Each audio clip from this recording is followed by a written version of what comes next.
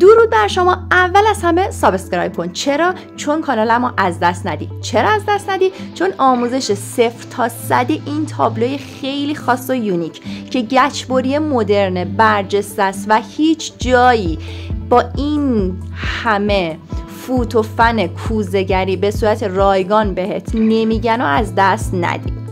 حتما کامنت برام بذار که کلی انرژی بگیرم، نظرتو بهم بگو، دوست داری چه چیزایی دیگه رو یاد بگیری و اینکه برو توی کانالم از 0 تا 100 این تابلو رو آموزششو گذاشتم. فقط مونده همین قسمتش که شما الان دارین یه نیمی از اونو میبینید، یعنی قسمت کوچیکی از اونو میبینید که قسمت سنباده کشی و رنگ نهایی تابلوه. همه آموزشاشو کامل آپلود کردم، فقط این قسمتش مونده که به زودی آپلود میکنم. پس از دست نده.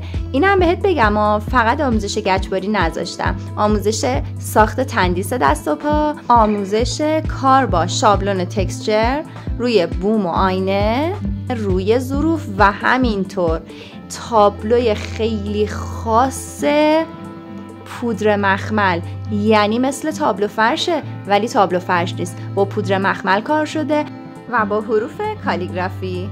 و اینکه میتونی یه هنرمند عالی و خیلی خاص بشی با دنبال کردن کانالم. برای دوستان و اطرافیان آشنایانتون بفرستید حتما که اونا بی نصیب نمونن از این آموزش های رایگان خیلی خیلی خاص.